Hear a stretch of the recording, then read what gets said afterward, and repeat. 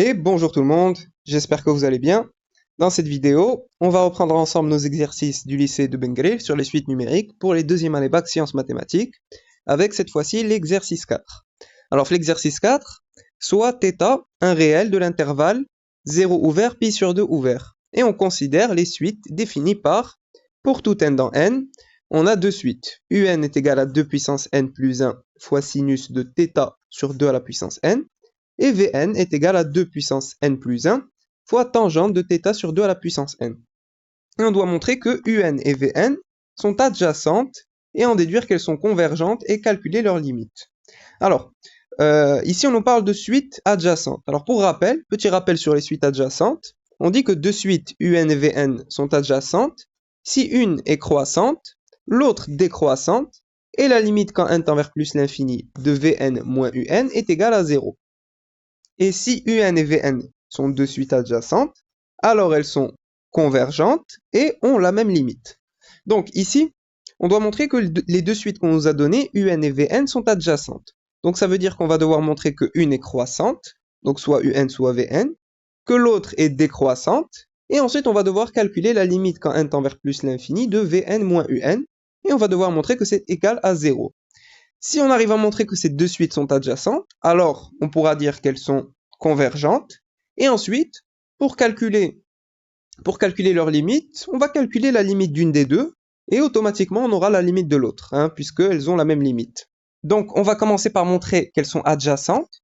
Donc, soit θ appartenant à l'intervalle 0 ouvert pi sur 2 ouvert, pour tout n dans n, on a ces deux suites-là.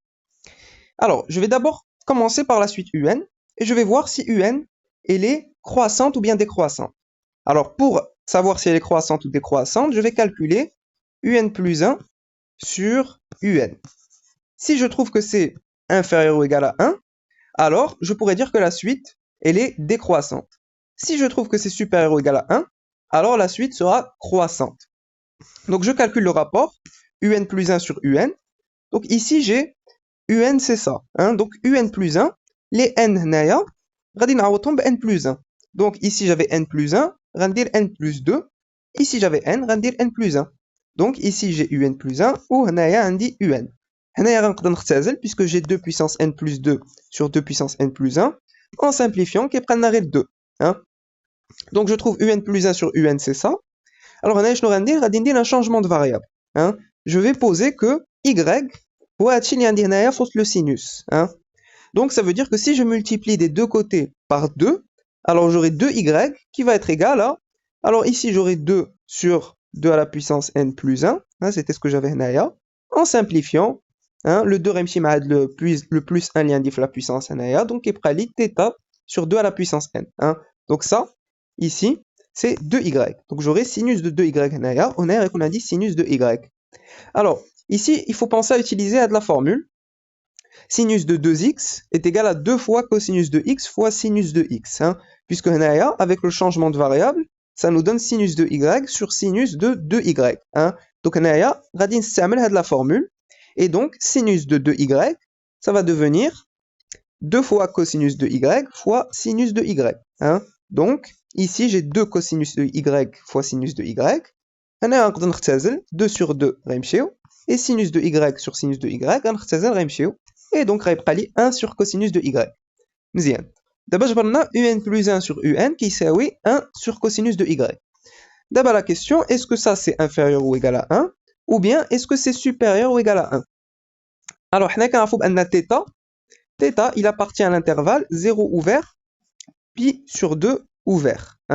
Donc on a θ qui est compris entre 0 et pi sur 2, inégalité stricte. Donc moi je veux faire apparaître 1 sur cosinus de y, où y, c'était θ sur 2 à la puissance n plus 1. Donc ce que je vais faire, je vais multiplier partout par 1 sur 2 à la puissance n plus 1. Donc j'aurai θ sur 2 à la puissance n plus 1, les voies y. Ici j'aurai 0, et ici j'aurai, alors, pi sur 2 fois 1 sur 2 à la puissance n plus 1. Le dénominateur j'ai 2, j'ai 2 à la puissance n plus 1. Donc si je fais 2 fois 2 à la puissance n plus 1, j'aurai 2 à la puissance n plus 2.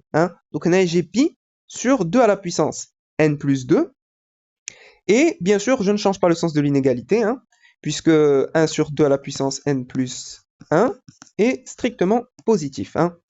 Et ce que j'ai trouvé ici, bien sûr, c'est inférieur strictement à pi sur 2. Hein. Pourquoi? Parce que 2 est strictement inférieur à 2 à la puissance n plus 2.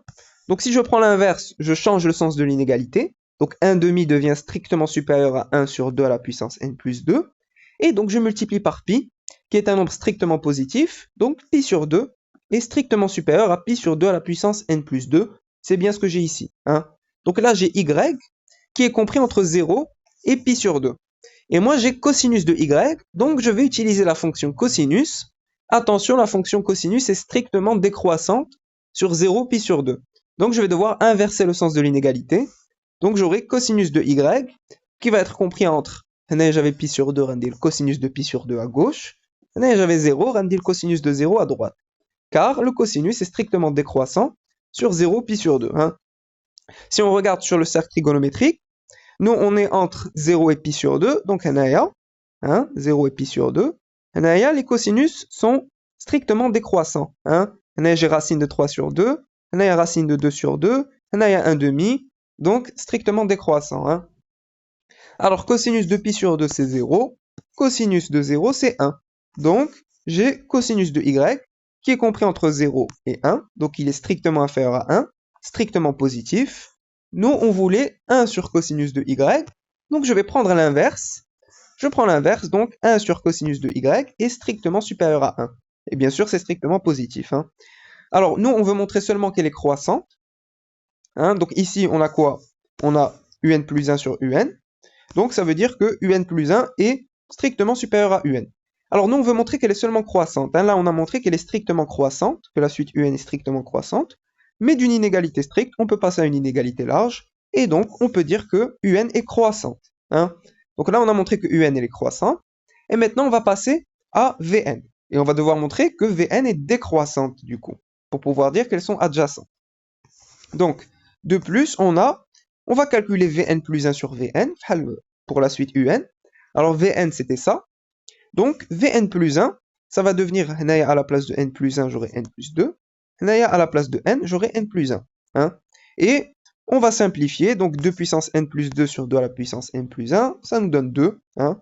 Et pareil, on trouve ça. Donc ici, on va faire le même changement de variable que tout à l'heure. On va poser que y voit θ sur 2 à la puissance n plus 1. Hein. Donc y c'est ça. Donc ça veut dire que 2y est égal à θ sur 2 à la puissance n. Hein.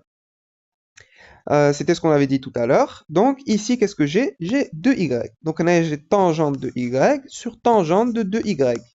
Et on a une formule de trigonométrie qui nous dit que tangente de 2 alpha est égale à 2 tangentes de alpha sur 1 moins tangente au carré de alpha. Donc Vn plus 1 sur Vn, c'est 2 fois tangente de y sur tangente de 2y. Hein. Donc ici, j'ai tangente de 2y, donc j'utilise cette formule de trigonométrie. Et donc, au dénominateur ici, tangente de 2y, ça devient tout ça. Hein. Donc à la place de alpha ici, j'ai y. Donc je trouve ça. Alors ici, j'ai ça en dessous de la barre de la fraction, donc je vais multiplier par l'inverse. Donc, 2 tangentes de y, le voilà, fois l'inverse ديال هذا. Hein, c'est ça.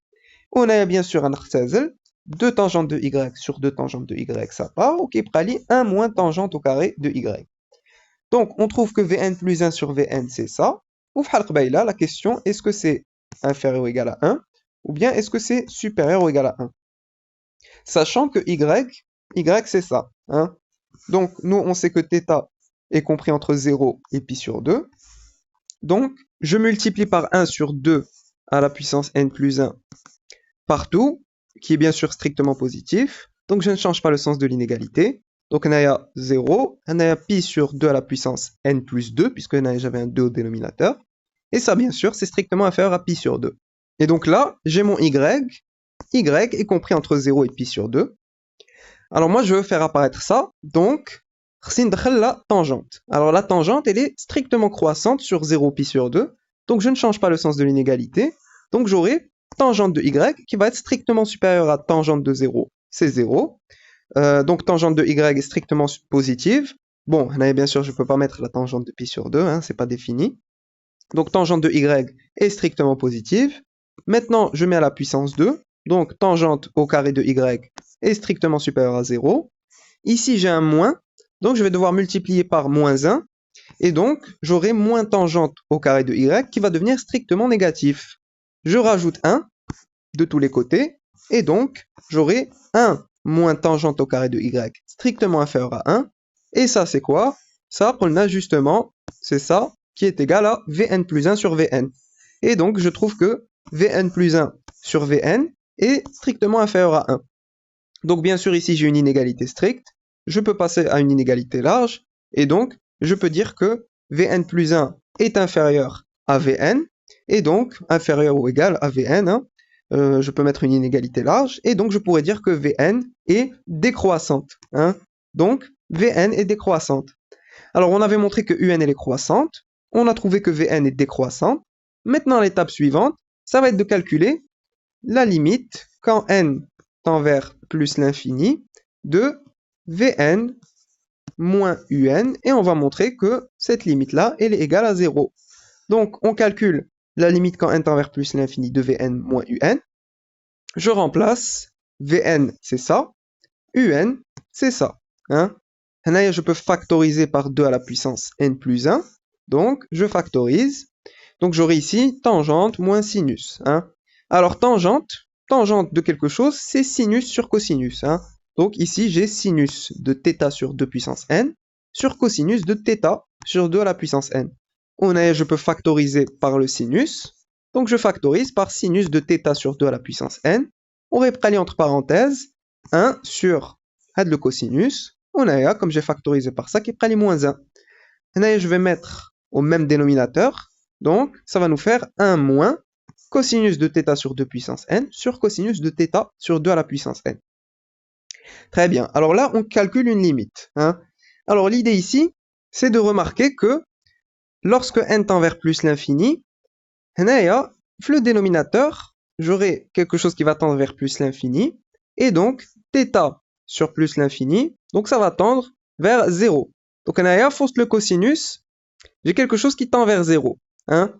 Donc, ici, comme j'ai 1 moins cosinus de quelque chose qui tend vers 0, je vais essayer de faire apparaître une limite usuelle. Hein? La limite quand x tend vers 0 de 1 moins cosinus x sur x au carré, c'est 1/2. Hein? Donc, il faut que, ici, fausse le cosinus, on ait quelque chose qui tend vers 0. C'est le cas ici, ça tend vers 0. Hein? Donc, il faut que, au dénominateur, j'ai θ sur 2 puissance n au carré. Hein, il faut que j'ai la même quantité au dénominateur au carré. Donc, ce que je vais faire, cosinus de θ sur 2 à la puissance n, je vais le mettre تحت le sinus. Et je vais mettre au dénominateur θ sur 2 à la puissance n au carré. Donc, si je divise par θ sur 2 à la puissance n au carré, je vais devoir remultiplier par la même quantité à côté. Donc, le cosinus rendez-le تحت le sinus.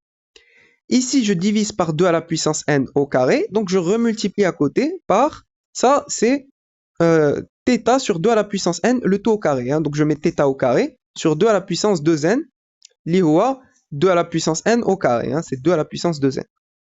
Et ici, j'ai 2 à la puissance n plus 1, ou 2 fois 2 à la puissance n. Donc ici, je vais d'une part simplifier 2 à la puissance n sur 2 à la puissance 2n, ça va nous donner 1 sur 2 à la puissance n. Hein?